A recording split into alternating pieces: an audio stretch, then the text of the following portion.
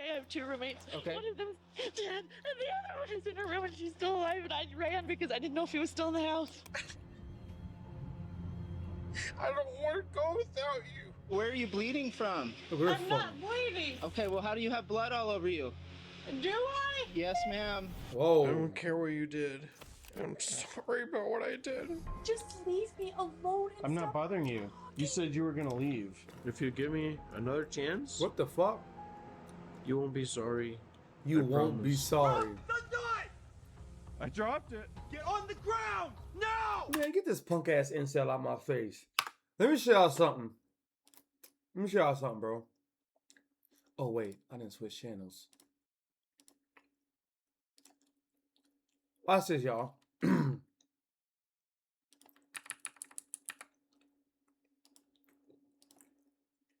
Watch this, bro.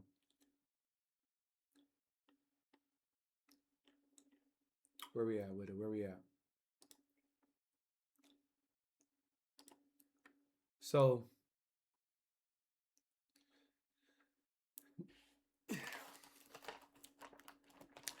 you know what I noticed about incels?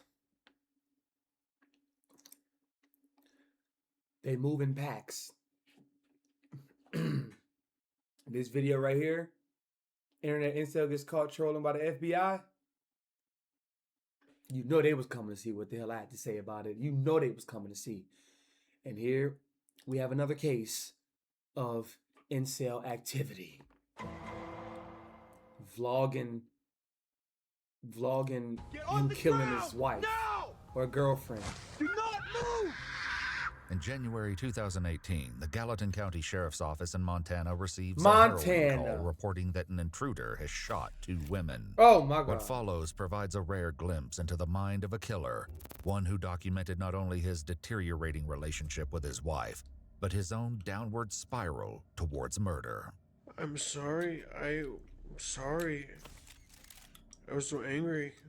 The following is based on official police records. You know what I be hearing from people whenever they always say I'm sorry? With all due respect, of course, because you know some people don't. It's unconscious, but what I hear when people say I'm sorry way too much about whatever, they think they are sorry. You get it? Like they're sorry individuals. They were either told that covertly or overtly, directly or indirectly. They were given that sorry rhetoric. I'm sorry. I'm a sorry ass individual. I'm a sorry ass boy. I'm a sorry ass girl. I'm a sorry ass woman. I'm a sorry ass man. I'm a sorry ass father. I'm a sorry ass mother. Come on, bro. Come on, bro. And some of the footage has never been seen before until now. At 9 a.m. on January 7th, 2018, the Gallatin County Sheriff's Office receives a distressing 911 call. 911, what's the address of your emergency? I live at the next door neighbor. She just came over in barracks and says somebody shot her roommate. We need an ambulance. Okay. Though the call came into Gallatin, an officer from the Belgrade Police Department is dispatched to the scene. There he finds 32-year-old Audria Audie Butler waiting for him. She is the owner of the home and the one to make the devastating discovery inside only moments earlier before running to her neighbors for help. Where are we at? What's going on? I stayed at a friend's last night, and I just came in and I saw that my back door had been broken in, so I went to the back and I could see footsteps in the snow, so I ran up to my room to see if my roommate was okay. I have two roommates. Okay. One of them's dead, and the other one is in her room and she's still alive and she needs help, but I ran because I didn't know if he was still in the house. Okay, so you don't know if there's somebody else in the house? I don't think so, but I don't know. Okay. All right. Lauren looks like she's been in a while, but Ashley's asked me for help and I ran. Okay. With no idea what could be lurking inside, the officer waits for backup to arrive. Smart. Apparent dead, one still alive. She said I ran out as soon as I saw that. I have no idea if there's still anybody else in there or not. So that's what we got. She said this is open. I didn't see any footprints in the snow leading up here. So, you ready? Yep. Belgrade Police!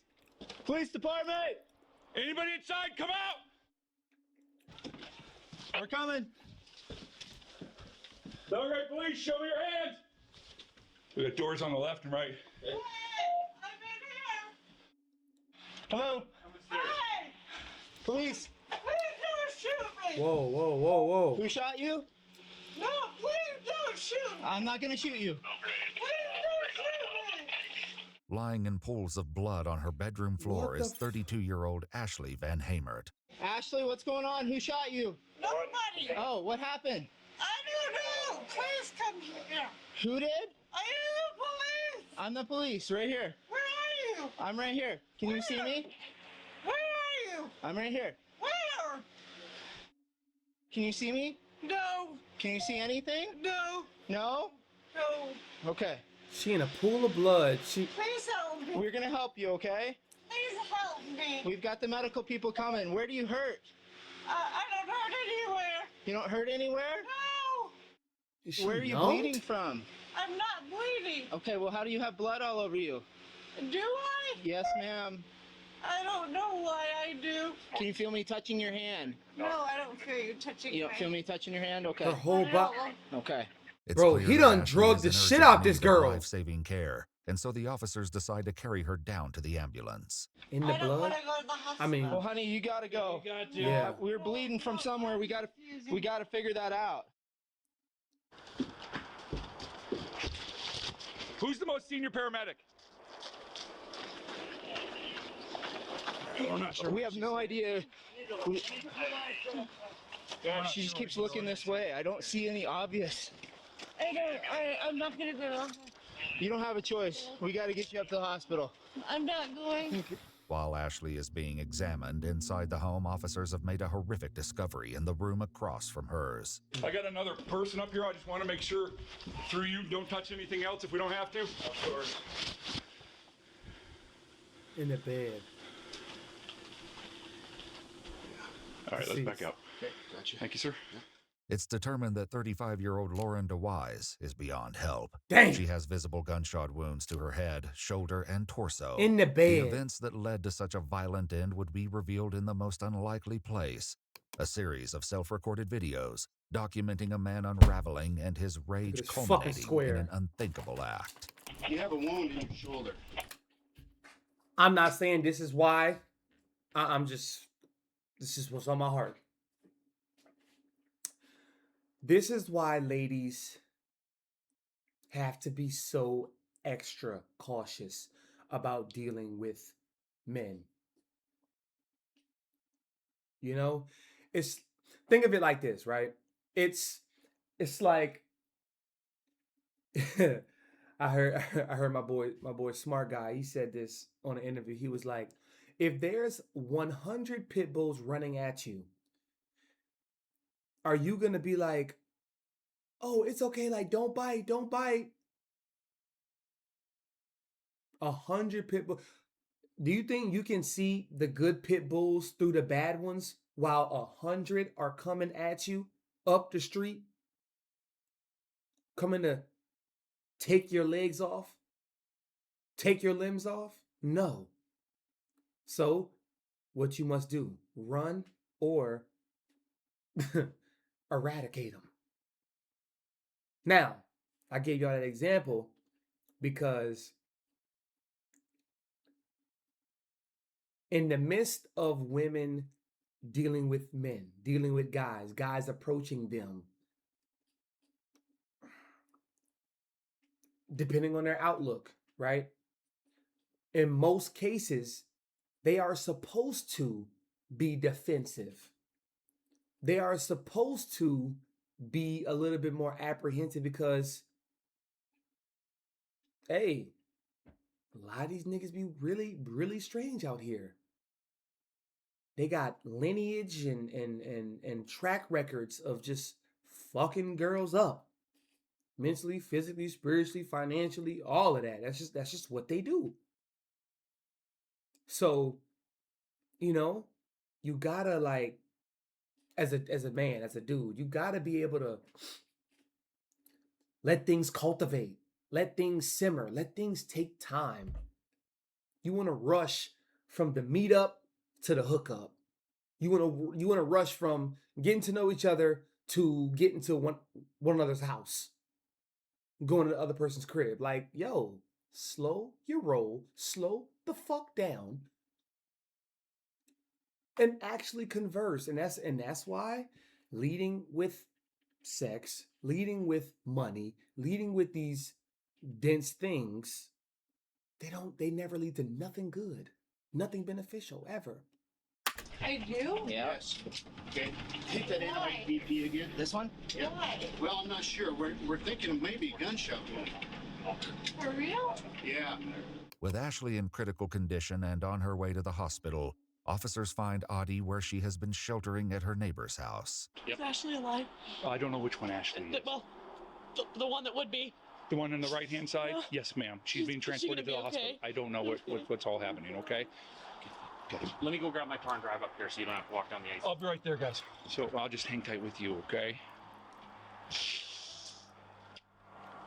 You can't unsee that. I know. I am so sorry. Oh, fuck, that guy's such a crazy bastard. I just ran because I didn't know if he was still in the house. 593206. No, you did the right thing. Killed me. If I had been home last night. Audie had spent the night at a friend's, and when she returned home this morning, she found the back door was broken, and there were boot prints in the snow of her backyard. These boot prints would eventually play a critical role in unveiling the truth of what happened to Lauren and Ashley. The size of the boot. Yep. So who is he to you guys? It's Lauren's ex-husband. Well, Ex-husband. current husband. Current husband. In process of. And that's the gal on the left-hand bedroom? And what's his name? Paul DeWise. Paul. Okay, here, let's go. Fucking Paul. Fucking Paul. And she the one that deceased. Is she dead? I believe so, yes. Oh, God. Given Audie's assertion that 47-year-old Paul DeWise was the one to carry out the brutal attack, 47, 35. Bumbleclot. I don't give a damn what y'all say. It's a double standard. We'll give a fuck. We'll live with it. Who cares? A man, an older man messing with a younger woman, younger girl, twice his age, or twice below his age. No bueno. 15, no bueno. 10 now. 10, 12. But, well, this is actually 12. She's 35. But still, This nigga Paul is, It's double standard. A woman being older, messing with a younger man. Depending on the woman and her perspective of life. on Ashley and his soon-to-be ex-wife Lauren, he's tracked. Wait, what? Wait, whoa. To carry out the brutal attack on Ashley and his soon-to-be ex-wife Lauren, he's tracked down. Oh, okay. Damn, I thought. Oh my gosh. Okay, I thought he was like married to, like, he divorced Lauren, or they in the process of getting divorced, and then he got with Ashley. Or okay, that's just roommate. Oh my god, I was about to say. And detained as he heads home from church with his 3 children. Church, 3 of them. These things are killing me, man. I can't move my hand. He's taken into the Belgrade Police Department for questioning, and his children, who will have their own story to tell, are placed with Child and Family Services. Lauren, what is she? Because they're kids. Because these kids look. What is? Oh, they're Paul's children. Are they not Lauren's? Because they don't. Yeah, they don't look alike. I would say, is Lauren like Filipino or something? She don't look like it. Hawaiian? She don't look like it. She look white as hell. She look white as that snow on the ground. Though Paul was informed he was being detained, he's only been given a few details about what's going on. The investigators have contacted me and asked me to bag your hands. What this means is I'm going to place these paper bags over your hands, just to make sure that nothing interferes with your hands. Okay? So I need you to take your jacket off. I have to keep my hands on bags? Yes, sir. Just over a year earlier, in October 2017, Paul and Lauren DeWise had moved to Bozeman, Montana. Little did they know this decision would mark the beginning of the end of their relationship and Lauren's life. In one of his many self-recorded videos, Paul describes what sparked their move. So my wife, she got a job at Rocky Mountain Bank in Plains, and she's great, and they loved her, and they promoted her to bank manager in Bozeman, even though she had no prior banking experience and she'd only been a teller for a year. There was a couple people on the board that hired her that were like, yeah, I don't think so, but they were overruled, and she's done an amazing job, and they love her, and she's going higher and higher, and it's unbelievable. She's in leadership Bozeman here, and now she's the #1 bank manager for Rocky Mountain Bank in the whole state. Wow, nice. Yeah, doing really good for herself. Yeah, huh? That's awesome. She's doing awesome. That's cool. White people do have a way of giving pretentious compliments that they don't really mean.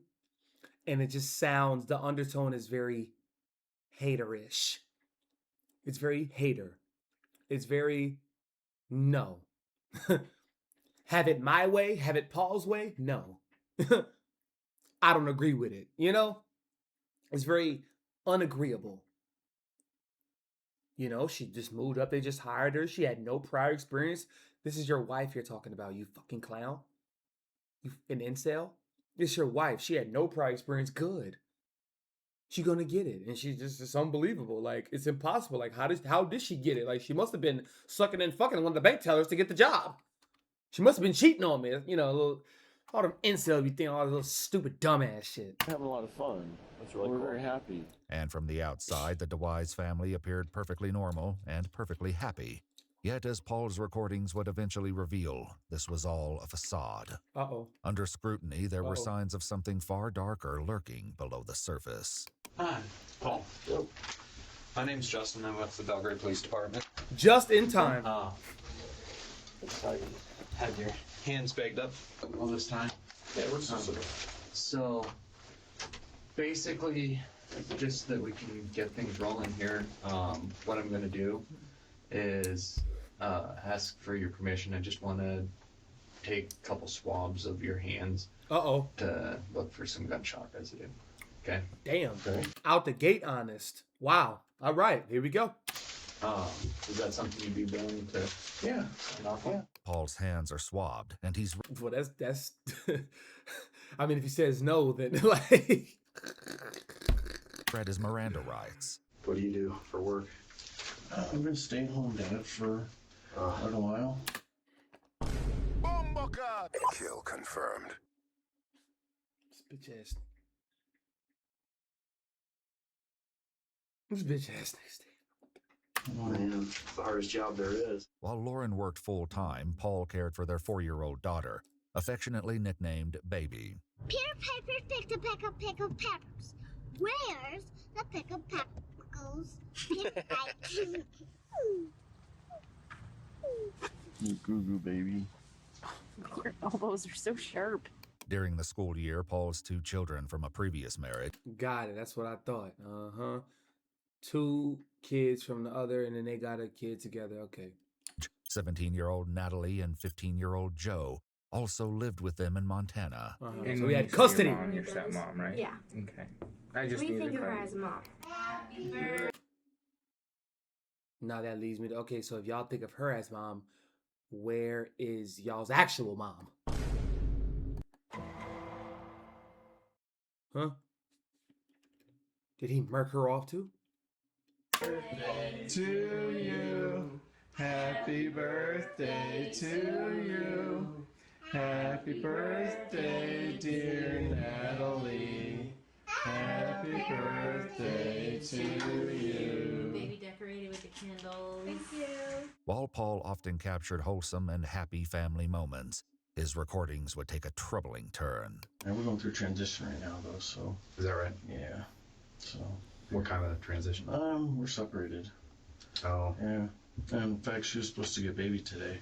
Oh. So it's been tough. Investigators would dive into the details of Paul and Lauren's separation soon. But for now, they finally address why they brought Paul in. The reason that I wanted to talk to you is there was some issues that happened over at Lauren's house this morning, and I just kind of wanted to touch base with you to see if you were over there at all, if kind of where you were this morning, that kind of thing. What happened? Well, someone broke into the back door of her place. Is she all right? Well, not really. She isn't. What happened? Well, the person that came in ended up shooting her. So. She's dead? Yeah. So. Oh my God. This is news to me. I don't know anything about it. Complete news.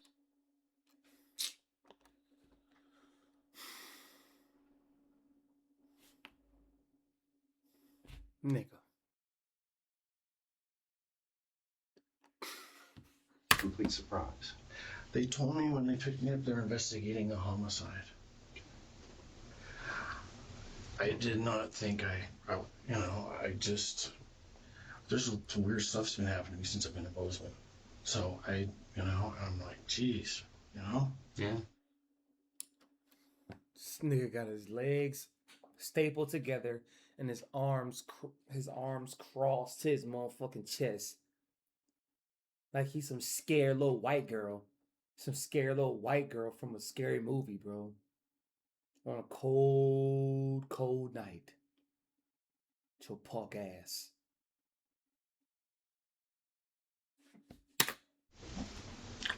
I don't even want to. What is he doing? I understand this is very difficult. Yeah.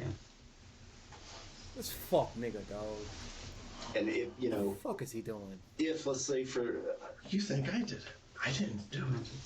We gotta look at the big I didn't say you did it. Never do anything. I'm asking you to give us any information that you can about anything, whether it was you or not. Paul explains that there's no way he can be involved, and he can prove it.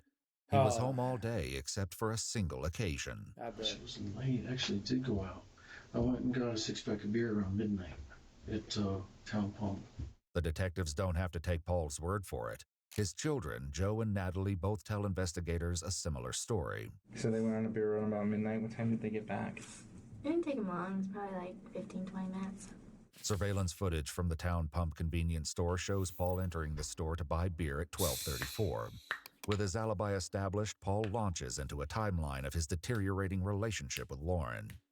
What he may not realize is that he's also unknowingly narrating his own descent down a dark path. Now it started in July. She's going through a midlife crisis, and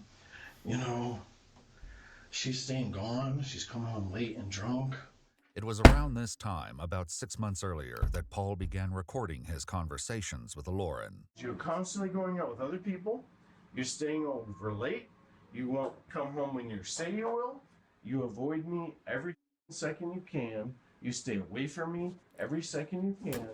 And this is the last time I pause, bro. I don't want to hear too much of Paul, bitch ass. I really don't. This can be one of the only things I say for the remainder of this video, bro. For real.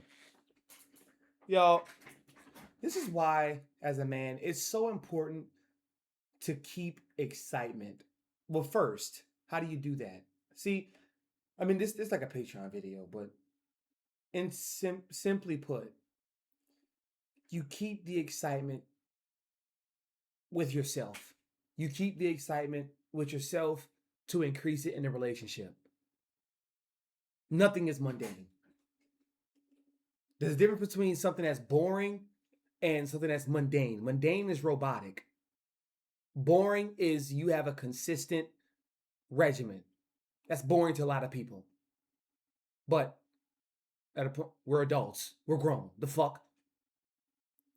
Motherfuckers getting up, taking care of it, going to work, coming home, having a lunch break, and doing whatever the fuck they want to do during their lunch break or after, or taking off call. Niggas is grown. Women is grown, bro. Okay? Keep the excitement. Paul, who the fuck would want to come home to you? A boring girl, shy girl, introverted girl, anime girl, goth girl. Who the fuck would want to come home to yo bitch ass? Yo mundane, tired, lame ass. Who would want to come home to that? Exactly. So fellas, you got to ask yourself that question. Would you, stop. Would you want to come home to you? Would you be excited to come home to your ass every night? Or shit, every weekend? Would you be excited? Shit. That's your problem. Still, with all due respect, he given her the conversation that the women normally do to men. You be out with your boys. You be out all time of the night. You be doing all this, that, and the third. You text me, say you home, but you really don't be. I got your location on, dumbass nigga. And you did.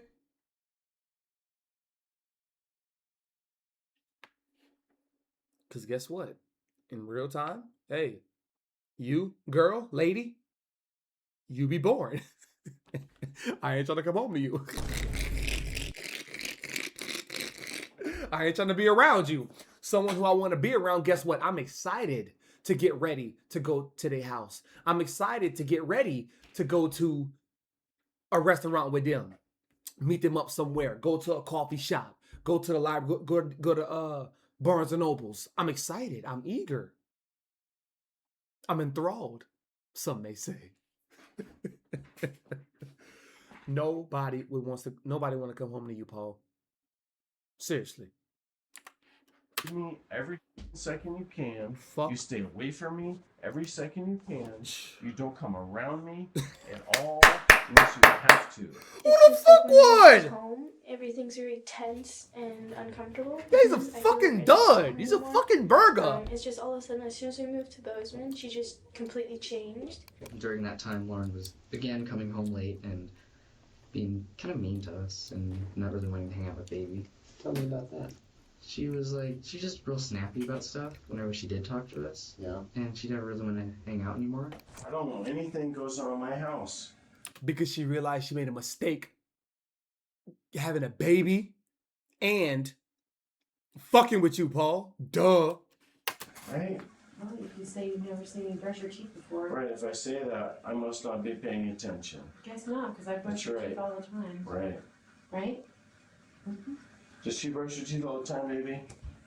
Oh, No, that's toxic. she doesn't. That's bad. That's terrible. That right there, no bueno. Especially with a kid.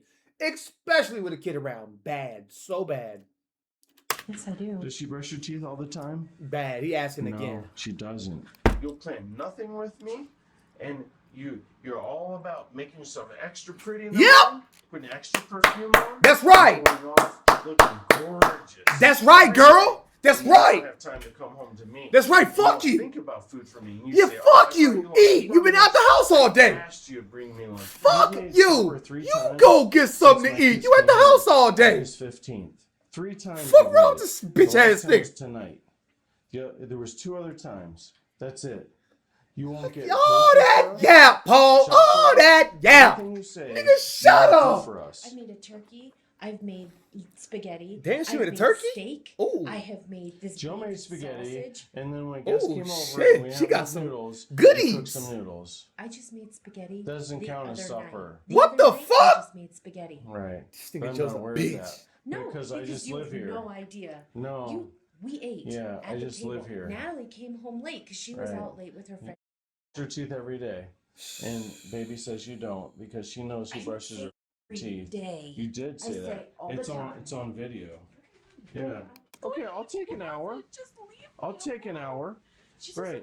I would love if you talked to me for an hour about my family. You I'd love if you talked to me an are, hour about oh me. my I'd love if you talked to me an hour God, about her. all I'd that love if you yap, spent Paul, 1 all hour of that yap, life Paul. and Nobody just trying to fucking hang around with you, you fucking talking burger. about anything. Nobody want to hang around you, You Paul. have nothing to do with me. Good. She's going through a phase, you know. It's probably not. No, that's her life now. That's her life now. She realized she made a complete mistake. Some way, somehow getting wrapped with you, Paul. That's what it is. She not going through a phase. Well, I mean, it is technically a phase, but she going through a whole fucking chapter. She going through a whole book, a whole textbook crisis with your bitch ass. All that fucking yap. No testosterone. No nuts. And it's cool. You a stay-at-home dad, cool. But Paul, you can't be. Who the fuck asks for food when they at the house with food? Fucking. I want to say some things, boys. Some things. I want to say some things, boy. I'm getting hot. Fuck ask for food and they at home with all the food. I wish I could get out of your time and just talk with you. That bitch say, leave me alone. That bitch say, leave me alone. I want to fucking talk to you, Paul. The fuck out, Paul. Whatever. And I really didn't. Yo, Dim, you hear this, right? Dim, do you hear this, nigga Paul? This knee injury occurred during a shocking altercation over the summer. Stupid, because he don't... Paul explains that he'd taken his and Lauren's daughter out for a walk along a nature trail. He don't do nothing. What up, Jay? At a fence where two dogs were barking. Me and David were walking, and some drunk lady got tired of her dogs barking at us, and she turned them on us, and then a guy came out and attacked me, and like a bunch of his family members came out, and it was just really... getting PTSD. Intense. Hey, yo, PTSD, Mud? Wait, you alright, bro? You good? You alright, bro? I mean, do I have to put a trigger warning on the screen for the stream or what? You alright, bro? You good? You good? Yeah. We good, all right, we good. Paul's habit of recording meant that he captured some of this altercation on video. Yeah! His footage picks up after he was tackled. We just got attacked by these people's dogs. This is my baby. Baby, did you think that dog was gonna get you? I did too. And then this man attacked me behind the dog after this woman. Baby, I'm sorry. I withdrew my knife to defend myself against this man who took me down with a single leg takedown. As the last resort, when my back was on the floor, I struck up. There's gotta be a skit. What the fuck, Paul? Oh, yo. With the knife, I struck the man. They pulled the dog away. Now the dog's gone. You okay, baby? Now the dog's gone. I'm so sorry. You okay, baby? I'm so sorry. These people tried to attack me. And this nigga still got his hand. My nigga, what's over there? Now another character just spawned. Who the fuck is this golfer? Who the fuck is this golfer that just spawned out of nowhere with these and one shorts? He's still pointing. This gotta be a skit. Y'all ain't making it to Broadway, champ. Y'all can just stop it now, bro. End scene. Cut. What the fuck? The fence yard.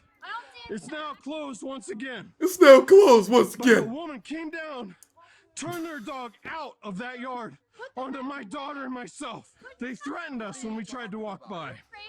They threatened us and Yes, said, precisely he is. Obviously, the dogs don't like you. What are you doing here? Nigga still But we're pointing. walking on the nature trail That nigga still with my pointing. daughter. Stop all the damn pressing, Paul. Here. But we're walking on the nature trail. You gotta be a fucking embarrassment of a father. You got this little bitty ass stroller for a 4-year-old?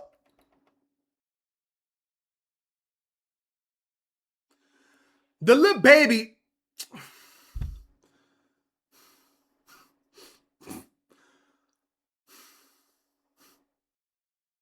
You deserve these dogs to bite your kneecaps off, Paul. You deserved it. Baby could sit in this stroller and walk herself in it, Paul. Stupid mother. Pardon my language. This nigga Paul's an idiot. Sick of this nigga talking. With my daughter. The dogs were not on the danger trail. They were in their yard. It's all gonna come out, isn't it? And your dogs. With my daughter. Dogs were not on the danger trail. They were in their yard.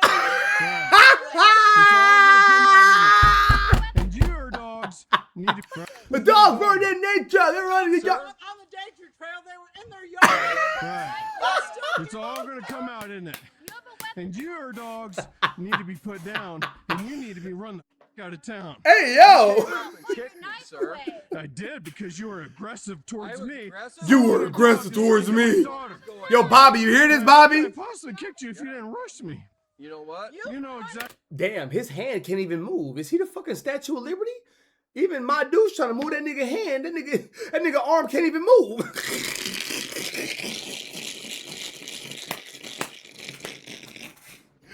That nigga got a Hall of Fame arm.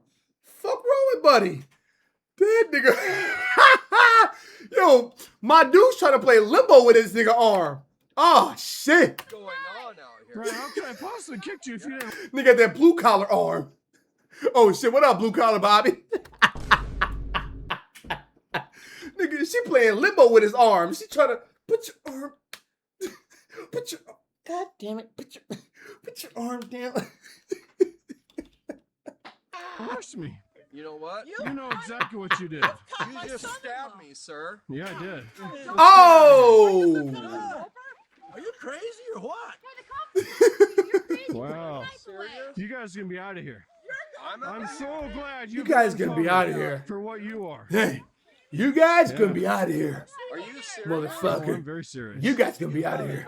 Very aggressive with me. In your yard, I was on a trail right here. I came out to see what was going on, and you. Did you just fall, Paul? Did you just fall, Paul? You fucking incoordinated imbecile.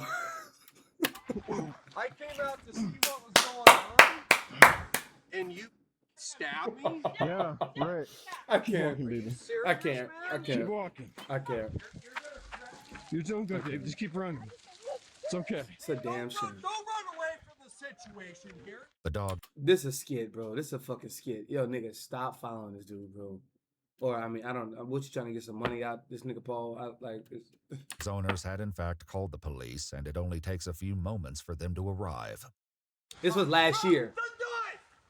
Oh, shit. It. Get on the ground now. Damn. It's okay, Hands baby. behind your back. It's okay. Hands behind your back. Do not move. It's okay, baby. Hey, Do not it's okay. move. You understand? Yes, sir. I understand. It's okay, baby. It's okay. It's okay. Stay back, okay? I got it. It's Everyone okay. stay back. Paul was handcuffed, giving everyone a moment to calm down. He was soon released, and both Paul and the dog's owner spoke to the police about the incident. So our dogs were barking, and we stood there for about 5 minutes, and we just said, hey, you know, our dogs are barking. Would you mind moving on? I don't want to hear no more of this, bro. And you said you would do it, and you won't do it.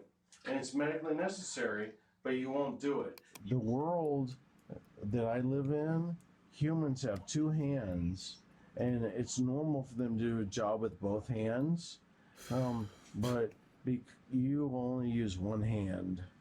And I guess that in that world, I realize that it's because you just don't give a f about me. How many times do I have to tell you that I just want to go to sleep? I don't know. How many times do I have to tell you I just want you to rub my leg? All of a sudden I'm a bad guy because I want you to rub my leg so that I am not crippled. But don't worry, I won't ask you for tonight. Will you please lower your voice? You are so loud. I'm sorry. Look at that. Her husband can't even ask her about sex. Telling that man, lower your voice. Yeah, because you're a square, and she's disgusted at the fact that she opened herself and her legs and her cooter up to you, Paul. You burger. How's that feel, bro? Huh? How's it feel, you incel? How does it feel? Nigga just got mad evidence on his phone recording everything. Ain't posting to YouTube, nada, Nathania, Rumble, nothing. Cozy TV, it's crazy pool, right? Nothing. It's all on your phone, fucking square. It's so loud. During that time, like, that's when he really needed my mom to be there to support him.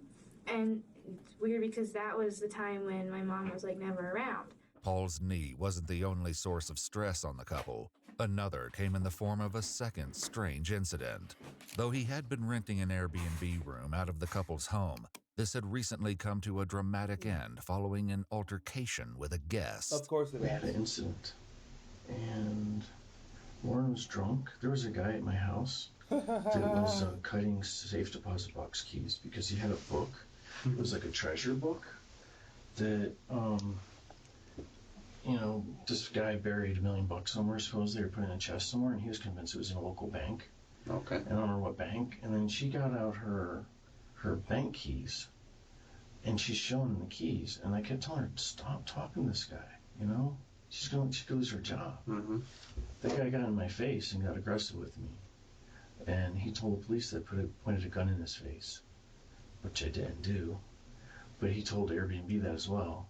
Both Paul and Lauren provided statements to Airbnb to try and explain their side of the story. Dave got up off the couch to confront Paul about it, told him that he was being dumb and called him an idiot. And Paul went into the bedroom and then came back out with a weapon to defend himself and his family against this person that we don't know. It's very upsetting. I keep having flashes in my head of his face just appearing here. Can you tell him what I did with the pistol when I came out? He just had it right here on behind his back like this. He didn't point it in anyone's face. He just had it to defend himself in case Dave decided to come at him. He had it to protect our family. I'm not an unstable person or, I don't know. You know, I wasn't at fault. This guy, The fuck? he's not right. Did Yeah. you feel like Yeah, I was Paul. threatened by Yeah. Dave? Yes, Paul felt that he was threatened by Dave. Did you feel like I was threatened by Dave? Yes, I felt Paul felt he was threatened by Dave. I felt Paul was Paul. Did you think I was Fuck threatened? up, man. Yes, I did. He stood up and confronted you, took 2 steps forward. Regardless of their attempt to explain the situation, their Airbnb was canceled. This incident did nothing to quell the growing strain in the DeWise home. Really started getting worse after the kids got here in August. So I'd say by September, started getting bad. You go shopping for clothes, and I'm wearing rags. You get me? No. But look at what I buy. I bought the table. I bought the play set. I bought the scales, the popcorn maker, the microwave. I got the stand from. Bought the pepper mill. I bought the spices, the mixer, the jars.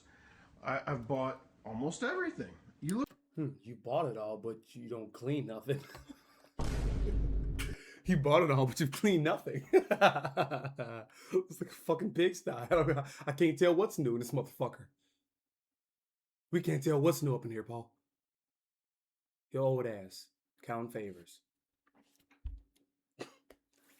I'm done, Paul. I have bought almost everything. Went to Big Sky to buy that table. And yet I wear rags. I need shoes for years. What do you buy me? Nothing. Because you don't give a about me. And I'm the bad guy. And that's the thing. That's why I want to record it. Because it's crazy. It's insane. And the only way anybody would believe it is to see the video. Because you are so good at conning everybody. You're so sweet and so kind to everybody except for me and your house where you're comfortable. And you treat me like and you call me names and you constantly aggravate me and you attack me and you degrade me. Okay, so go ahead. Tell me how evil I am now. Because I accidentally turned off the camera. Just leave me alone. I'm not bothering you. You said you were going to leave. Nah, that's the lowest of the low. Just leave me alone and stop talking. Woo! Nah, that's a grand slam, champ. Just leave me alone and stop talking. Stop talking. Just stop moving. Stop moving your lips.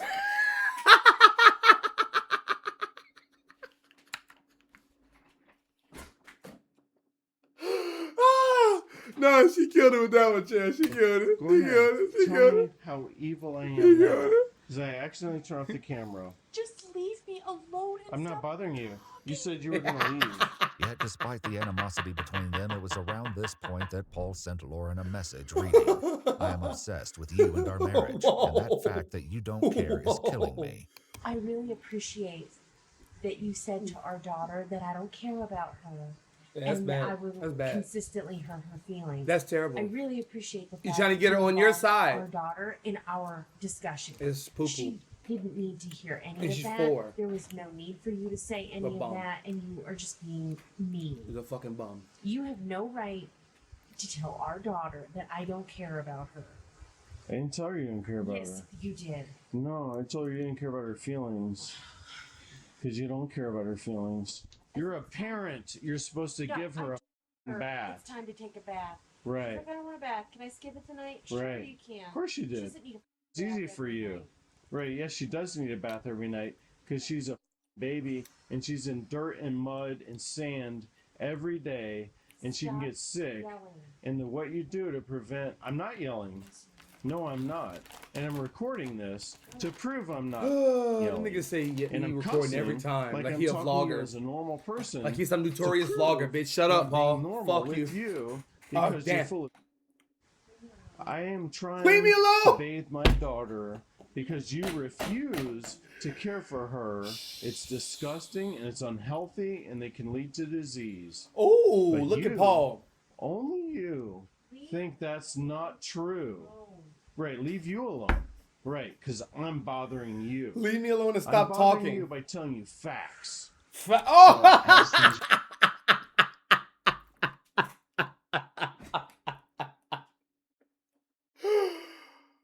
Yo! Nah, one more time how you said that? You. I'm bothering you by telling you facts. I'm bothering you by telling you the facts. The facts. So as things were getting worse, was it ever a physical type of issue or Not so slamming much. Every once doors, in a while. pushing? Yeah, every once in a while she'd push me or throw something at me. Once again, Paul's children agreed with him. And then he was pushing my dad around, and he has his arm like this because his wrist still hurts him. And the bottom of your feet are dirty. And you don't even wash the bottom of your goddamn feet. Damn! You don't wash yourself, and you go to bed filthy. Did you even take a bath today? No. Probably not. This morning. Of course you didn't. Why would said you? this morning. Because, yeah, you go to bed dirty. Damn! Normal people don't go to bed dirty. Leave me alone. I'm leaving you alone. All I'm saying is it's gross that you go to bed dirty every night. It's disgusting. Miserable. You just care about going to work clean. Because Miserable. the people that are most important in your life aren't your loved ones. They're the people you go to work for. Which is why I think you're cheating on me. And if you're not cheating on me, you'll be cheating on me soon. This accusation was a constant concern for Paul. I know her husband accused her of cheating on him all the time. This has been going on, I guess, for years. This has been a thing. Did she ever say? Uh-oh. A co-worker to lean on will be a dick to suck on. That's not in all cases of life. That's just what's going on here. Because how the fuck you know about all this? Unless he gay. She was cheating on him or not? No. Well, I'm pretty sure she told me no, that she had never cheated on him. I'm pretty sure she May have never. been true. An incident in November confirmed Paul's worst fears. Did you ever... In 99% of cases, yo, Simply Zay, chill, mud, chill, bro. Chill, bro. It don't be like that. It don't be like that, mud. It don't. You know,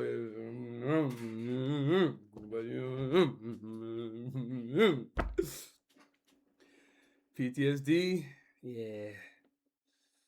Yikes. actually catch her with somebody else?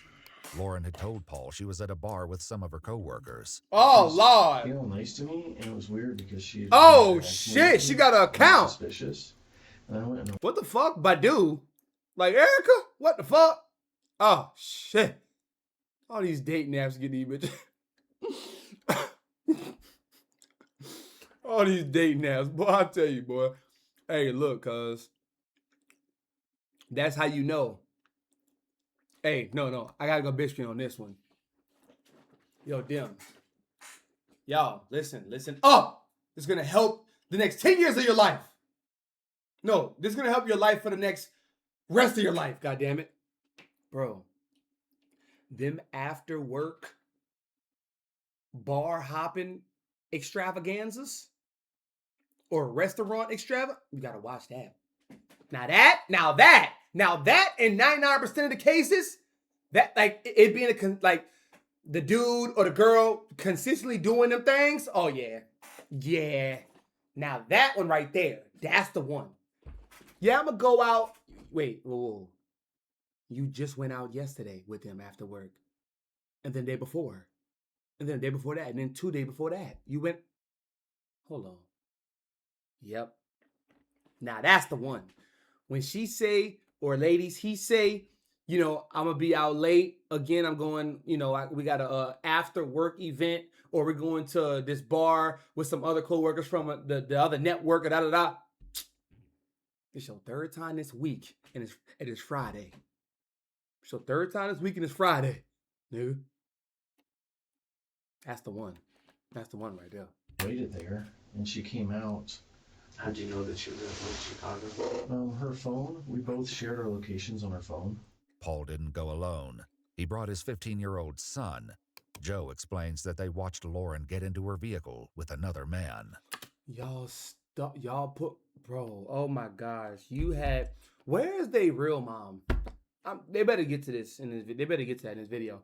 But you had your 15-year young son stake out with you on Paul's wife, his stepmom. What the fuck is wrong? And he's like, okay, I'm gonna go look. I'm like, all right. So he goes and looks, and she's making out with that dude. And then my dad pulls her off of him and tells the dude to get out of the car. And then my dad we caught it live. He caught everything live. They were making out. I'm like, I opened the door and I was like, what are you doing? And I was talking to the guy. I was like, this is my wife. We have 3 kids. Fuck you telling him for? He don't give a... I pulled her out of the truck, and she could barely stand up. She was so drunk. And the guy came around and started attacking me. So I fought him off, and I had to fight him off over and over. The other man eventually shared his recollection of events. And I had walked her out to her car. Co-worker! Uh-oh, co-worker number 2. So shit. Damn, my nigga, damn. Look, this is just one of them cases. This is just one of them cases, more damn. Because guess what? Coworker number 1 who was talking in the first time set him up. Set coworker number 2 and Lauren up together. Duh. And guess what? Lauren's lady friends, Lauren's coworkers, the ladies, Lauren was throwing her girls' lives on the other Come on, bro. That's what I'm saying. Them after work parties and events and bar hoppings and restaurant poppings and shit. That's what you gotta watch out for. That's what you gotta watch out for. It's too much after work extravaganzas. And you and a girl or dude, you ain't fooling nobody. You ain't fooling nobody. And I had walked her out to her car, and her husband jumped me, claiming that I had an affair with her, and that, which is absolutely not true. And then actually come to find out, it ain't true yet, because you was making out with her, but she was about to get that neck up. She's about to get that bobblehead up. Lauren had said that he was accusing her of having an affair. Lauren telling all the biz to everybody. I don't blame her though. I don't blame her. She is in a whole combine with a lunatic. With a handful of people. Yo, Jacob, this is a lot going on. This is a good one. This is a good one, Jake. Did you guys ever? Did you and Lauren ever do anything physically together? No, we did not. Did you guys ever kiss? No. Did you guys ever have? Oh shit. No. Despite this altercation, Paul. The man declined to press charges against Paul. He a bitch. Still, the incident led to an explosive fight in the DeWise home that night. But you said they was making out. Continue to talk that out, argue. Yeah, no, I didn't. But when we got in the house, Natalie was just freaking out about it. That night, I just kind of had this horrible breakdown. I was like on my knees, and I never scream at my parents. Like, I never talk back to my parents. And, you know, I'm yelling at her. I'm like, how could you do that? Once again, Paul recorded Trying to make her the bad guy. this intense interaction. Tell me to stop, Joe! Tell me to stop hitting you! How easy is that? He told me to stop. Did you stop kissing her? No! He wouldn't have been there! You would have kept going! You would have kept going! Like you have been! Like I have been what? Like you've been cheating! No, I haven't been cheating. Yes, you have, Lord! How can you look at me and say that? I got And expect me to believe you! Baby, I got it on the phone right now. I got it on the phone. I'm texting this motherfucker. I'm texting. Oh my gosh. Oh my gosh. Oh my gosh. Oh Paul my had taken gosh. Lauren's phone and Oh was my messaging the man gosh. she'd been in her car with. Whoa, whoa, whoa, whoa, whoa, whoa, Paul whoa. had taken Lauren's phone and was messaging the man she'd been in her car with. Pretending to be Lauren, Paul wrote things like, I told him if he says anything, I will say he hit me. He had never hit me, but that's how I control him. What the? And I love my family. You took advantage of me because I was drunk. I feel guilty for wanting to and making him jealous and threatening him when he gets pissed at my bull. What the fuck He's is... the best man I've ever known. Do you know he was airborne infantry? He was a wrestler and a boxer. He is a bat. I love that. He wants to get the story straight. He doesn't want anybody to know how long it's been going on. It hasn't been going on at all. All right. How come he's not saying that? say that? He kissed me tonight, and that's it. Right. I am sorry. Premeditated I act. was wrong. You were aching to do. I and was you did it. wrong. I was wrong. You. I was wrong. I was wrong. I did the bad thing. Your daddy is rationally her over. I'm her so hard right now. You have no idea. Wait, whoa, whoa, wait, whoa, what? Over. I'm her so hard right now. You have no idea. Speaking to the... What the... Bro. All right. Let's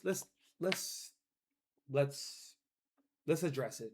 Okay? Headphones off. Let's address it. This that white people shit. This that white people shit that really be behind the scenes. This that shit, bro. Hey. Why are we having a red table talk about mom bouncing on dicks, cheating on dad, what she was doing, what she was messaging? The children and the dad is having stakeouts to catch the mom cheating? That's that white people shit. Too involved. Too much in control. Cursing like a motherfucker. Saying all this different shit around your kids, with your kids. Now, black folks, motherfuckers cheat all the time. It will be getting talked about. You know, sexual things be happening between, you know, in the family with cousins and playing house and shit. Y'all know how it go. Nothing gets addressed. Nothing gets talked about. Nothing. For generations and generations to come. Granddaddy, you know what I'm saying, was a Rolling Stone doing all this little shit. Uncle Nim, Auntie Nim was, you know what I'm saying? All type of disgusting stuff. It never gets talked about. But you know, niggas get shot. Death happens. Funerals happen. Holidays happen. Birthdays happen. Graduations happen. Boom. That's the shit that just boom. Damn, he died for real. Damn, another funeral. Another nigga dead. Another nigga. So, this right here is that white people shit. Looking at his kids, I'm about to fuck your mom so, like, I'm fucking your mom so hard right now. Like, I'm about to, yo, This recording would reveal much more, eventually coming back to haunt Paul. What up, Asia? Following this incident, though, Lauren wrote Paul a letter saying, Asia, this to go. I do not deserve you. I am a very bad person. No, that's her way of... Let me tell you something, man. Fuck all of this, bro. She did this, and she's doing it because what I've been saying for the past 15 minutes, 30 minutes, okay? I've been saying for about 30 minutes. She is in a whole textbook of her life that she hates. She is in a whole chapter of her life, a whole book of her life that she despises. She hates this nigga Paul. She hates this nigga Paul. She hates, I ain't gonna say she hates the kid, you know what I'm saying? I don't think she that cruel, but she cheated. She was looking for ways out. She was getting herself ready for work in a better manner because that was the only place that she could have an outlet, that she can let her shoulders down, feel good about herself for the time being. So yes, she was gonna cheat on you, Paul. You are a robot. You are a fucking burger. You're a burger, Paul. Who the fuck would wanna come home to you and be excited? Get their nipples all hard and shit. Nobody, Paul. Nobody. So I'm just like, I don't care like how did she, like, you know, it's nothing. But this right here, this letter was her way of escaping. That's what it was. That's what it was. Because guess what? Now she's deceased. So you see how things work? See how things work? Now she's deceased. And everything. You deserve someone way better than me. Yep. You know, that was a Let him off easy. Because that was the first time, like, I started actually going to see if she was where she was. Like, that had never happened before. However, those around Lauren, including the second man Paul caught her with, say that even before this incident occurred, Paul would frequently check Lauren's location and show up at her work or other events. Basically, he stalked her. Bruh. We'd be going to an event. I would like to come crash your event and tell everyone how you treat me. And be walking into a building or something, and she'd be like, "Oh, there's my husband. Oh, there's my husband." And so almost every single event That's scary. that we went to, That's so scary. he would drive by. That's so In fact, scary. Paul's paranoia was so great that he put trackers in Lauren's vehicle. Oh, in texts my exchanged God. between Natalie and Joe, the two discuss a package that had arrived for their dad on December 20th, 2017. Inside, they found a GPS tracking device, which Joe had watched Paul install in Lauren's vehicle. Wow, the This kids is pattern what of behavior would only escalate in the coming months, likely exacerbated by another incident. It was the next day. I caught her in the car with one guy, and then I caught her here in the parking lot with another guy. Paul again brought his 15-year-old son with him, who recorded part of the confrontation. Nice. So, there's another good-looking man. Paul also recorded a short video of Lauren that evening. It was an accident. I'm sorry. This time, Paul's rage leaked out of the home and into the eye of the public, as Audie, Lauren's friend and roommate, told investigators. We put a post on Secret Bozeman, like Ask Bozeman or whatever, the thing that has like 10,000 members. Mm-hmm. And I mean like 4 paragraphs, and this is a picture of my wife. In the Facebook post, Paul wrote that he had caught Lauren with 2 different men, and that when he asked her to move out, she didn't shed a tear, and that she is the best liar he has ever known. Mid-November, Lauren asked to move into Audie's house, where Ashley was also renting a room, leaving Natalie, Joe, and Baby with Paul. She had no idea the devastation that this choice would bring. While interviews are taking place, Ashley was flown to the University of Colorado Medical Center in Aurora, where it was reported that her condition was bleak. With Ashley's survival unclear, Audie discusses the night Lauren first moved in. The next morning, she had like 37 messages from him. And some of them were like, I'm banging on your door. Why don't you open this door? I'm like, this is my house, Lauren. Like, you have to get a restraining order. This is not safe. This is not okay. And she said, don't ever come back here. And she was very against getting any sort of document off because she's terrified. How'd things go between November 16th and now? It was up and down. It was like basically, like at first I was angry and I was like glad she was gone. Asia, they are scary, yo. They are. And being and you know, yeah, I've been on the adverse position. So I've been the one that's been stalked. I've been the one that's been watched. You know?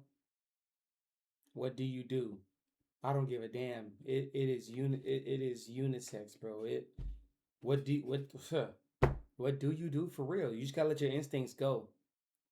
And you just gotta go. You can't think you know, of course your heart gonna be beating fast. It's like, you know, ugh, you gotta let your instincts just take control for real. But also too, man, it's about not allowing yourself to get put like wedged into a situation like this. Like I would never even get myself. It's not even me. It's not even like Jaden. It's not even me. It's, you know, God's the God in me. This intuition, this deeper things than just Jaden. I'm just listening and aware of the shit that's within me. But I wouldn't even allow myself to be around a person like this for X amount of time. Fuck no. Fuck no. Sometimes we don't even know we're putting ourselves in that situation. I beg to differ. I beg to differ. Or I would just say I disagree. Sometimes that shit show up.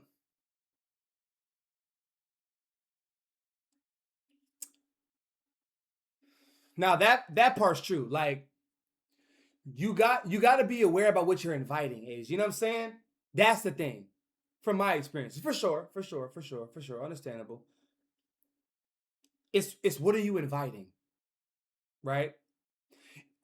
Check this out, Asia. It's like if you had an open invitation party, who are the type of people that would come? Great question, JB. If you put a flyer on Instagram, Snapchat, Twitter, whatever the fuck, you having a party, this the address, da-da-da. Who would be attracted enough and compelled enough to show up? That's it. That's the same thing with people who you meet at a bar, at a restaurant. Like, how did I even feel compelled to even speak to you? Or how did you even feel compelled to speak to me? You know? Or what made you even think about doing that around me or to me? You see what I'm saying? But yeah, sometimes they do just be showing up. And guess what? When it does, ding, sign from God. You gotta know what you're looking at. This is not anything you play with, because if you play with it a little bit, it will then think that you're on their team. Nigga. Word up, bro. It'll soon think that you are on their team and you are playing with them. So they're gonna think that it's y'all against them. Whole time, you really want to be on the other team that they... Come on. What Cat Williams say? It's God's side versus the other side. That's it. Fuck y'all. I don't even compute y'all. I don't even exasperate no thought about what they be doing. None. Zero. Nothing. Nada. Come on, bro. But it is though. It is a very interesting position. And then, you know, this is a good video. This is a good one. Upsetting, and I was like, this is a good very one. upset. And you know, I sent her a lot of pathetic texts and stuff. He didn't cry not once, by the way. Struggling prior to Lauren moving out. He didn't cry not once. Sent him spiraling. I'm driving and I'm crying. I don't want to go without you. I don't care what you did. I'm sorry about what I did. Just please come home. And I love you. It just got worse. Like, she didn't care about us anymore. And my dad, he was hurt, and he didn't understand. And he got depressed, and it's like, they were married for 11 years. Their marriage was perfect. Whoa, they're married for 11 years. So she passed when she 35. They were married for 11 years. So when she was 24, they got married officially. So around like 20, like 23 maybe, let's say, or 22, 21, they were together in a relationship for about 2 years, 3 years. Boom. But then they had a kid. They had their first baby when she was, she was 30. And he 40, he 47. So when she was 21, he was 30, 34, 34, 33. That shit weird, Mud. I don't give a damn what nobody said. That shit is odd. You a fucking strange ass individual as a man if you are going to be dealing with a woman who is just now legal and I don't care. It is a double, I don't give a fuck. It's a double standard. Yes, cry about it. An older woman messing with a younger man, depending on the woman, of course, depending on her trauma, how, if she got controlling mechanisms and all that type shit, boom, obviously. But that's a man too. But a man, it's different. It is. He could just overpower and just bombard and just niggify the whole situation. Like, you ain't doing nothing, bitch. I'm paying for you. I'm doing this for you. I'm doing that for you. Sure, we know that ladies can do it too. They can stalk you and pop up with knives and use other people they could do that. Set you up and whatever. They yes. But like one-on-one with nothing. If it were to get to that situation with the combat, one-on-one, an older woman is not going to do not too much of nothing to a man. But an older man is going to do a whole lot of something to a younger woman. Word up. She's very lucky to have my dad. And these kids brainwashed by this chump. These kids, I mean, they hopefully, maybe, possibly, who knows, they going to grow up and they're going to see reactions like this to your boy speaking about your incel ass dad. Yep. And you're going to be like, wow, I was thinking some of the same shit when I was 17, when I was 21, when I was 25, But what it's doing to them kids, though. I like your jacket. Thank you very much. This is that exclusive bead collection. Just be simple. Sorry. I'm sorry. I was so angry. We have a family. Please don't. Paul also sent Lauren videos of the children. How do you feel like about what happened? I'm upset. I'm mad. I don't understand. It's overwhelming. Why are you having all your kids involved in every last fucking CJ like they're your counselor? See, that's that white people shit. Your kids aren't your counselors, especially when they're adolescent, fucking 15, 17. Now, on a deeper spiritual level, yes, your kids as parents, your kids as parents can most definitely have some spiritual gifts and some inclinations that can heal and assist the adults. Yes, that's true. But that white people shit. That white people shit, bro. Not gonna lie, you doing too much smacking in my ear. I'm napping on lunch, Mud. Blowing it. GG's, everybody. This card, bro. Yo, you fucking suck, nigga. Shut up, bitch. Man, get a clue and take this. Like, it makes me mad and angry and sad. What does? Got the little baby Like talk. mommy does. Oh. Got the. Yeah. Wait. What she say? What she said? What does? Like mommy does. Oh my God! Did the little baby say shit? Mommy does. What the fuck? Oh hell no! Oh hell no! She got a mouth of a sailor. Hey girl, go to your room. Hey, what the fuck? Oh heck! Wait, I heard that correctly, right, y'all? Hold on. Angry and sad. What does? Like mommy does. Oh nah, girl. Oh nah, girl. Oh no. See, that's that white people shit. That may be the title of this video. That's that white people shit. Absolutely not. Absolutely not. Yeah, because she doesn't love us anymore. Like you, me, Joe, and Natalie. I have a new perspective now. You can, make dinner late, or you can not want to talk to me, or you can make baby cry, or... Bro, this is not even this not like he's trying to make this sound like a compliment. Like he's trying to make this sound like puffered up. Bro, you're still saying fucked up shit about her. Just for the sake of her being around. We have a family. We have a family, man. Yo, where y'all at, Montana? If you don't go to a strip club and find some hookers over there and pay them $50 to sit your happy ass down somewhere, or your sad ass, sit your ugly sad ass down somewhere, Paul. Sit your inflated Paul Walker looking ass down. I don't know. All the little tiny stupid...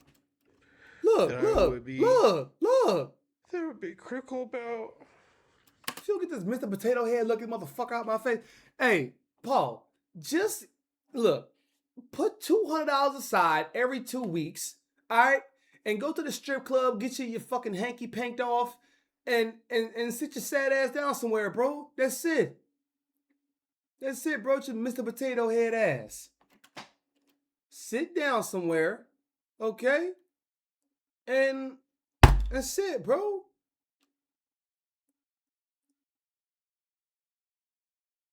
Like a diabetic clown. I'm sorry, I wasn't more understanding.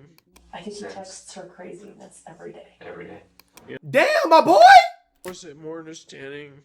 I think he texts. This nigga texting her ja and shit. I'm done pausing. My bad. I am done pausing from this point forward. I'm done. As I talk to you. I'm done. I don't look very attractive anymore. Where? For not being attracted to me. Good night, Lauren. I hope you sleep well. And maybe you can go with me tomorrow. Breakfast, lunch, or dinner. Whatever you want. Good night.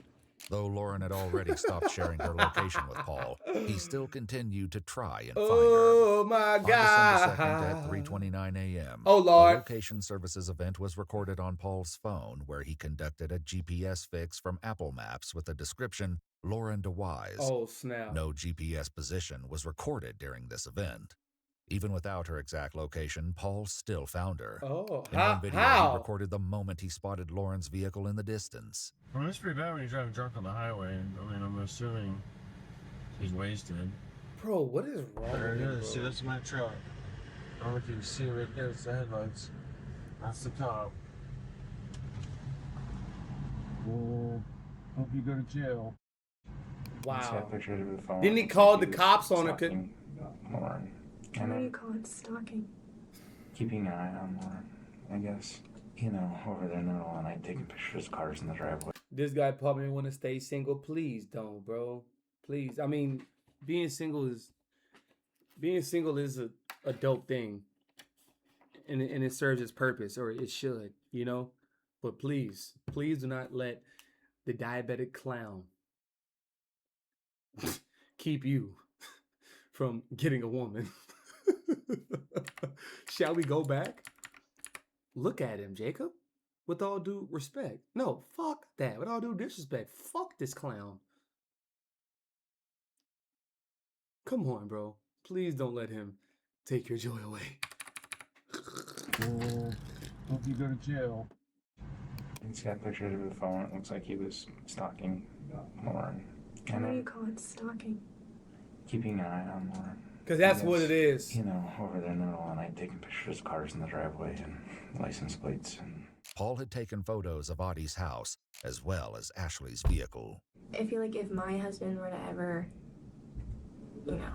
decide to live in a friend's house, like, I don't know where he is. I'd be worried, so I don't really see anything wrong with. Paul's stalking also extended beyond Lauren. There were photos that showed he had followed and Other was people. watching one of the men Oh my Paul God. also had screenshots of a GPS tracking unit near Audie's house, and his internet search history included multiple instances of him looking up Lauren DeWise and Audie, as well as How Should I Have Picked Up My Dentist Receptionist, 20 Ways to Make Your Wife Fall in Love with You, Monk's Bane, and Revenge Laws. Once Lauren had moved out, those around her revealed what she told them about hers and Paul's relationship. Audie came up to me afterwards and said, "Can we talk?" I said, "Sure."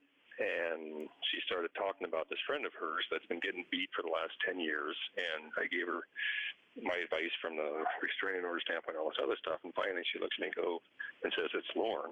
Paul's been beating her for the last 10 years. After the realization, you start realizing, oh, that's why Lauren came in a number of weeks ago and her arm looked like it was broken because she couldn't even use it because bastard punched her so hard. She came in and she had visible bruises on her arm, like very visible bruises, and I had a very personal conversation with Lauren. I was like, "Look, Lauren, those look like hand marks. They look like hand marks." And she's like, "Oh, no. I was going out to my backyard and I had tripped over the patio or some barrier and hit a sprinkler." Oh, that was a black eye. It wasn't that she fell or whatever she said she did. One of Paul and Lauren's neighbors claimed to have witnessed an incident that occurred before Lauren moved out. And as I pulled home, I was looked through the door, and he's yelling at her. She's on the couch crying, and they had the pull-out couch. He probably kicked her out of the bedroom. And Lauren was on the couch? Lauren was on the couch. She's crying. He's yelling at her.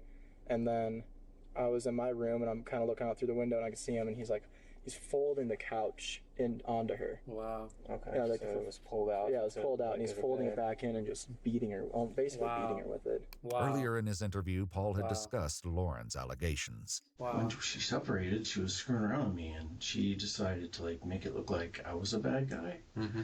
And she was saying that I was abusive, and she even told Natalie, I was abusive. I mean, we're always there together. There's not, she told Natalie I threw knives at her.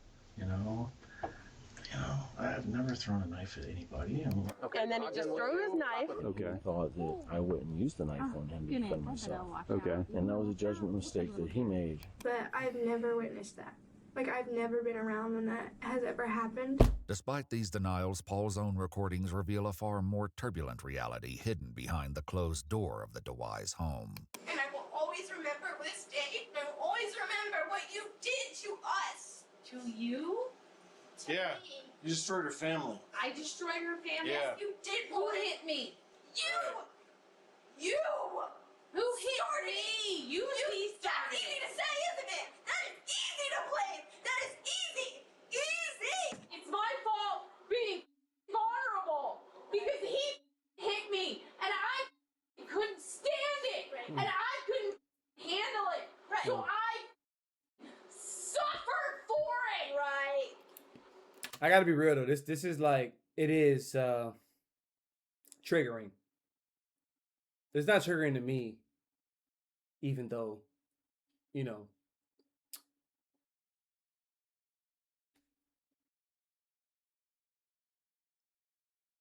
I never had, never will. I'm gonna say that out there. Never had, never will put my hands,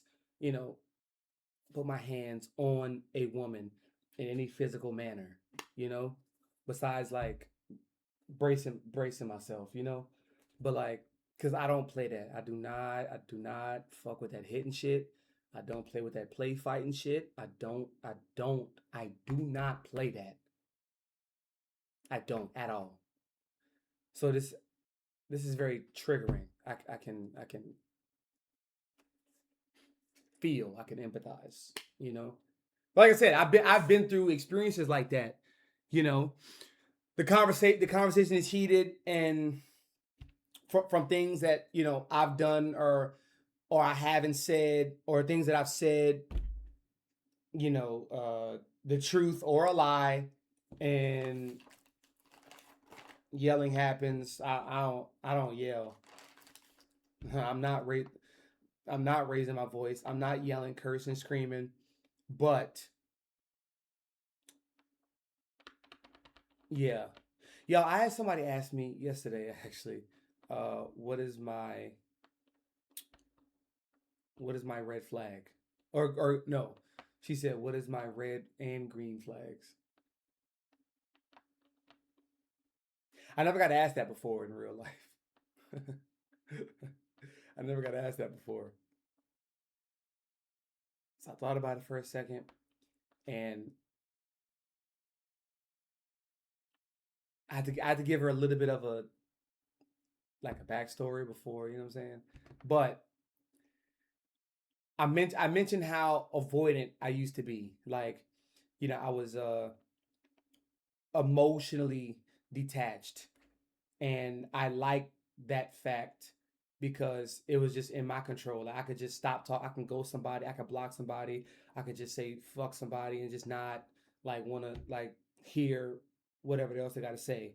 And you know, obviously years of crying, writing, talking about it and stuff. I realized how bad that is. How bad that was of me, Jaden, you know? And yeah, so I was mad avoidant, and now getting to my red flag, like now I got a quick fuse. I got a quicker fuse for bullshit. I got a quicker meter for bullshit. Meaning, I know even at a higher perspective what I'm looking at, what I'm seeing from a person. From how they dress. I'm not overanalyzing. It's just something that, you know, God, the universe graced me with. Okay? I see you. Okay? Everybody be trying to hide and cover up and put all this shit to pamper around it. I see you. I'm quick to... I got a quick fuse for bullshit. That ain't flying. Call it strict, call it, I don't give a fuck what you want to call it. Call it what you want. I got a quick fuse for it. I ain't with it. I ain't with it. Family, brothers, friends, women, dog, cats, that, you're... Because before I didn't really want to communicate, or I wanted to say what I wanted to say, and then I would cut off the communication so I couldn't hear what the other person wanted to say, good or bad. Well, no, obviously bad, right? Because the good stuff, it was cool to hear, but the bad stuff I didn't want to hear. And I realized how bad that is. Man. Shout out to all the work. Man, that I've done. But my fuse is quick. So, yeah, to say all that to say, you know, it being such a triggering thing to hear like that type of talk, you know? Yeah. That's all I'm gonna say on that. Cause I don't yell, like I said, I don't yell, I don't curse, I don't scream, I don't raise my voice. But out of all ways, we can talk, we can communicate, we can use our words. That's what we're resorting to. But did you do anything? No, I didn't. Because once you get hit for so many times, once you experience that, you experience being hit for so many times that you feel like you're a piece of And you feel like you are just a piece of. You can be hit so many times, and you give in, and you give in, and you give in. Probably because you made him feel that. But I have a. Damn, say that about his mama. Hey, look. God damn. Can I tell y'all something else? Of course I can. You know,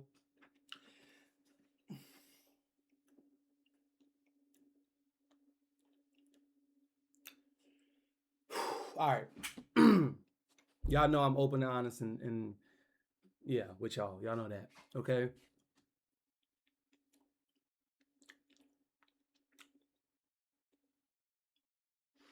I never did those things. Well, okay, I had cheated before.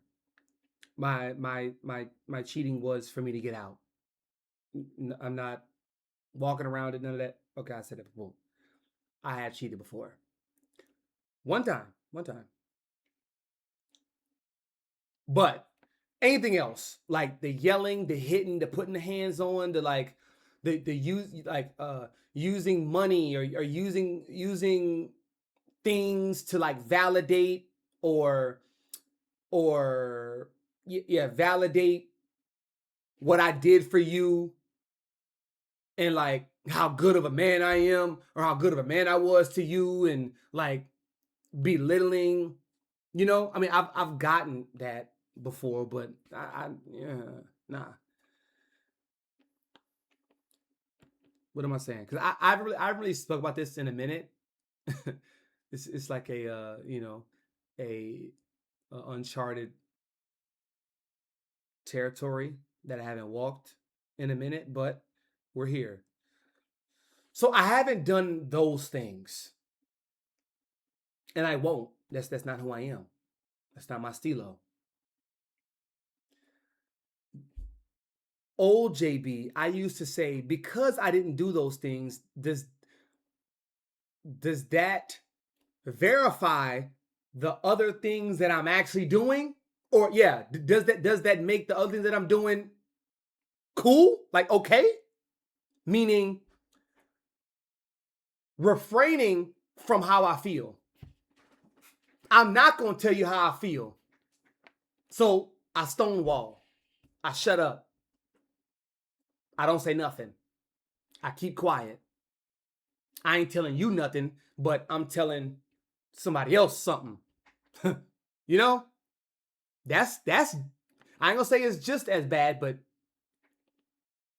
that's bad too. That's not good. You know? Another instance. Because I don't do those things, JB, am I saying that when I withhold from information how I feel, my stance, that's cool to do to somebody that you're, right? No, it's not. It's bad too. Because the other person feels what you haven't said. The other person feels what you're attempting to carry, but it's heavy as shit. It's heavy as fuck. Y'all ever been somewhere that you, ooh, I'm about to speak that real. Have y'all ever been somewhere that you don't feel welcomed? You don't feel embraced? You know how heavy that fucking feeling is? On your shoulders? On your heart? You ever been somewhere and you feel like you always got to be doing something? A constant state of motion, bro. A constant state of, oh, I gotta clean something, or let me do the dishes. Let me go to the bathroom. Let me look like I'm doing something. Let me look like I'm doing something that's good. Cause I can't just be laying here, or me not being invited, or me not being welcome somewhere. Man, it's heavy. It's the same thing with a relationship. Especially if y'all had sex and y'all in a relate, Come on, man. It's heavy. So those are things that I had to juggle with for a very, very long time. Like JB, sure. You a good dude for not doing what you're supposed to not do. I don't curse I don't raise my voice at women. I don't curse at women. I don't hit women in any way. I've gotten before that, and I have before. I would belittle somebody else's stand. I would belittle somebody else's statement or stance because it's not what I'm saying. That took me a very, very long time to deal with, to manage. So like Jacob, you like Oreos, I like goldfish. Back in the Gap, I used to talk about how much I love goldfish, or just say, speak about how much I love goldfish. And then when you speak about Oreos, I'll be like I'll find a way to discredit your like for Oreos. JB, that's not good. It's not so bad, but it's not good. And that took me a very, very, very, very long time. I don't want to put no shortcut on the varies. It took me a very long time to manage and walk through that shit. Because me being the only child and like, there was things that we just never talked about. We just didn't talk about it. In the family, like in the black, we just didn't talk about it, bro. And it wasn't an open space for real. It wasn't open. It wasn't a judge-free zone. It really was not. It really was not. So, yeah. Just because, JB, I tell myself, you're not doing the thing that you automatically shouldn't be doing anyway. It does not mean the thing that you do is not accumulating to something that's bad. And that's what I had to tell myself, bro. And I'm so glad to be at the space that I am today. So honestly. Read this caption, bro. Read this caption, y'all. Shh.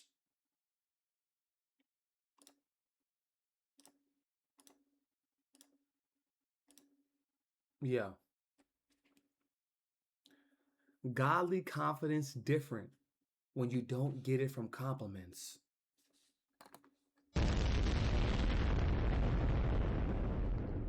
It's a fact, bro. That's a fact, bro. Nobody was asking me. Nobody was checking up on me. Nobody was questioning. Nobody was wondering. Well, besides my family, obviously.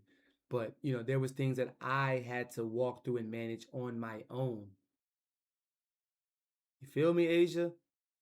And I'm just so glad to be at the space, and I'm so grateful, man, to be at the space that I am at today. And I'm so young. I'm so young, bro. But I'm gonna say that I'm gonna still be saying this shit when I'm 35. When I'm 45, I'm young. I'm not as young, but I'm young. Don't take it for granted. Do not take it for granted, y'all. There is people out here that is dying, and I mean dying, just to get what you have and you sleep on and you shit on and you piss every single day. And that's where you're at right now. Regardless of how it looks, they'll take it. They'll take it. They'll steal it from you. That's your youth, your age, your mind, your innocence, if you will. They'll take that yesterday. Don't take it for granted, bro. There is people that's 55, 60, starting over. They're starting their life over again. They're finding what they actually love, what they're actually passionate about at 55, at 40, at 60. And even then, that's a great thing. But, yeah. Nice little segue talk right there. A bruise on my arm that will never go away. I have bruises on my arm right now that I never go away. Did you see? Though he likely didn't intend to, Paul recorded himself responding to these allegations. Okay, and then she hurt me, and I retaliated physically. Oh, wow. Because my emotions and my words, my true feelings, didn't mean to her. You sound like a bitch. So since your words and your feelings didn't mean shit to her, you went to the physicality part. You sound like a bitch. You sound like a hoe. Throw it at my face. Sound like a hoe. I'm fast forward. Throw glasses. That's what he. Know A big part of me does. I know that. What's stopping you? Loyalty. Loyalty to me? Yeah, and to the kids. And I love our family. That's what's stopping me. I'm sorry that I ever said anything to you. Like, I said, oh, I'll ruin your job. Yeah, the mental I was damage, angry. Asia. I was upset. We won't get a divorce. I'll try. I'll try again. I'll try again. I hate you, but I love you.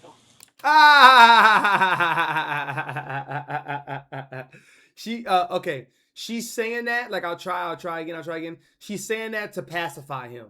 Y'all know that. I hope y'all know that watching. I hope y'all know that. She's only saying that to pacify him in his bitch ass ways, his feminized ass ways. Ho. Doesn't seem not feminized. Ho ass ways. But that girl said, I hate you, but I love you. That right there, ladies and gentlemen, is the darkness and the light of life. That right there. I hate you, but I love you. I love you so much. I love you so much that I hate you. It's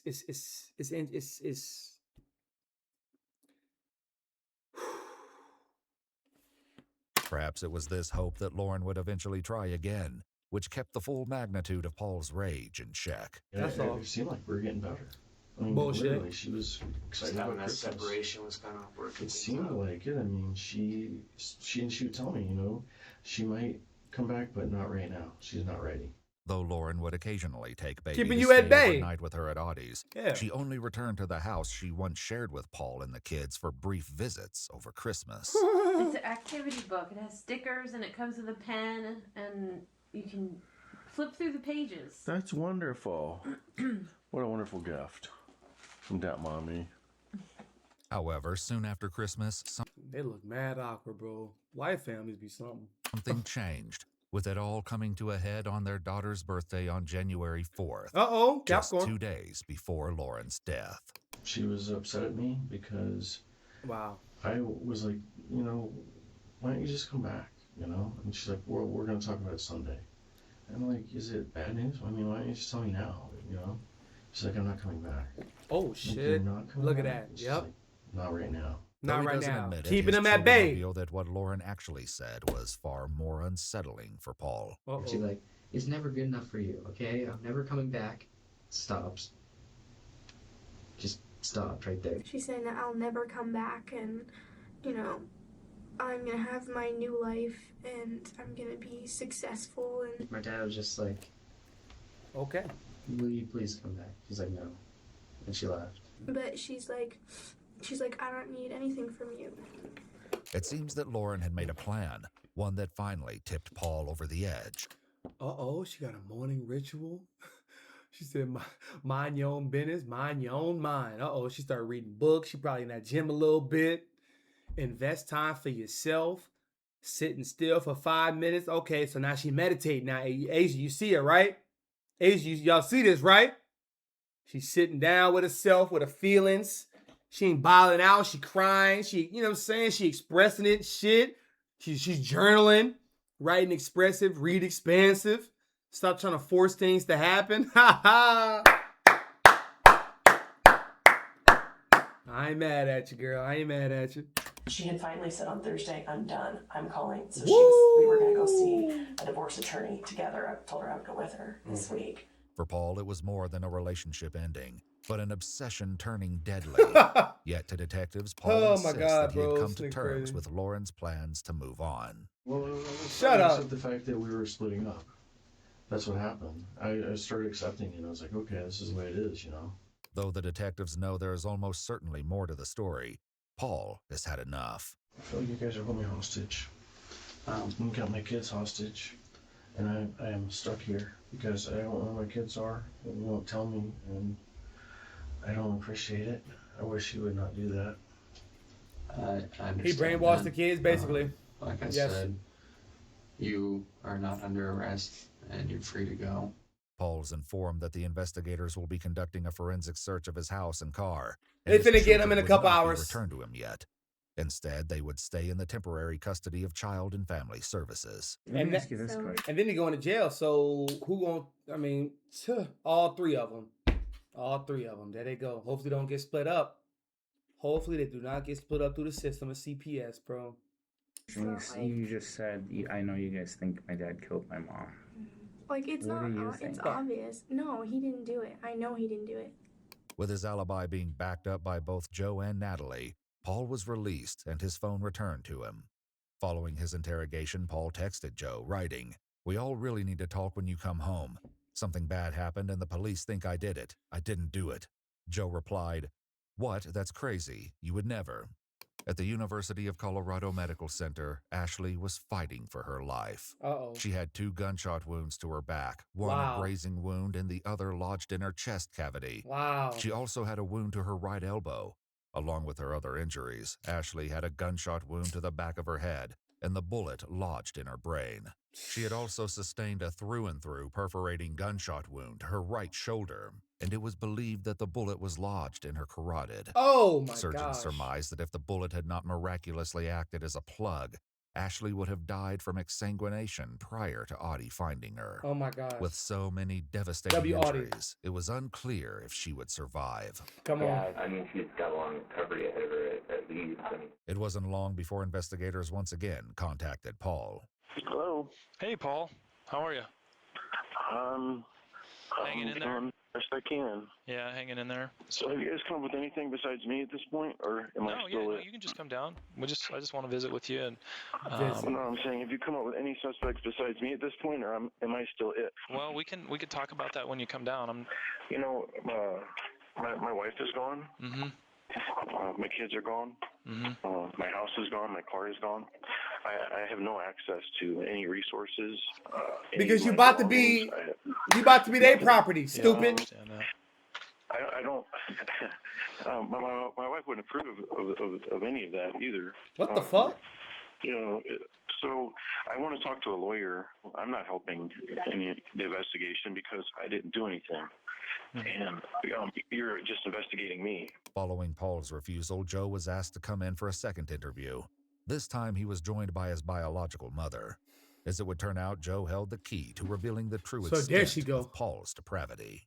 Just tell the truth. Mom asked us something. No matter what Joe claims, the investigators already know he hasn't been honest so far. Joe, I'm going to tell you the truth. Your prints, your shoe prints, those boot prints, you and I both know the boot prints. They're both places. Boot prints found outside Audie's house matched prints found at Paul's house exactly.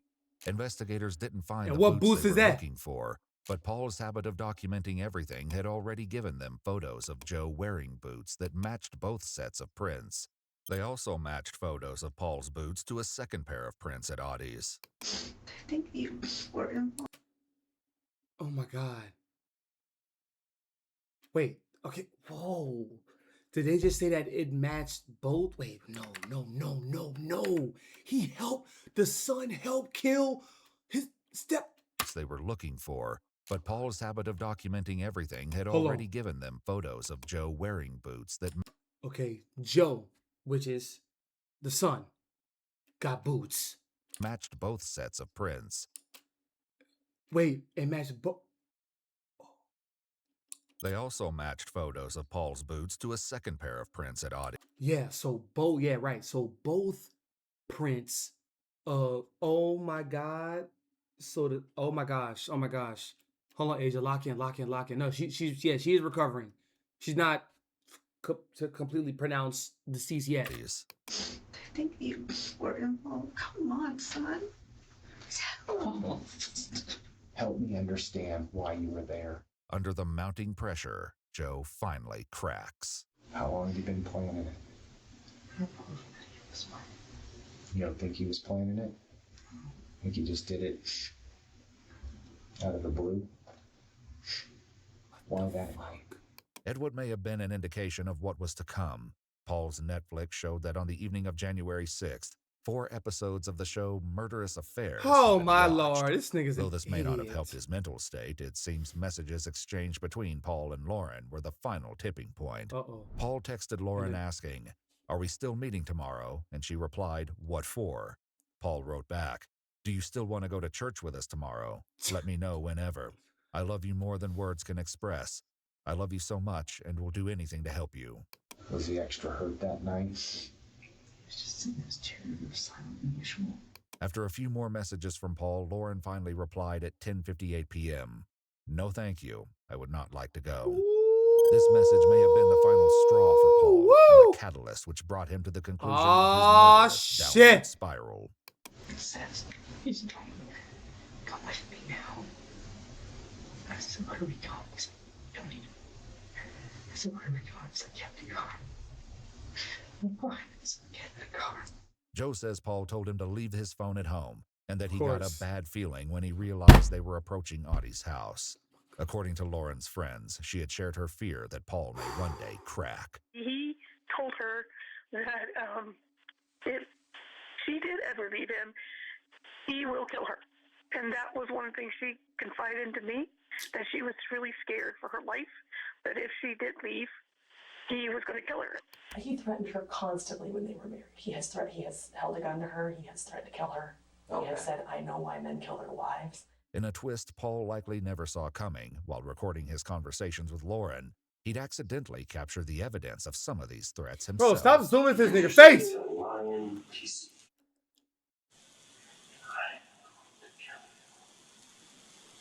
You had that. You had that. Are you serious? I'm gonna do it. You know what? I'm gonna end your mother. Yo. Start over. I'm In too text to a old to friend, start Paul also over. wrote, "This is the hardest thing I've ever experienced, and I've killed many people." What the fuck? In messages to Lauren, he wrote, "I'm a killer man. I love to kill." Audie said that on the night of her death, Lauren had made a comment to her. Oh my And gosh. she had actually said something to me like, "I'm just so happy here. I feel safer than I've felt in years." Lauren couldn't have known that Paul was on his way to end her life. When they arrived at Audie's house, Paul told Joe, "As long as you do what I say, you'll be fine. You'll be okay."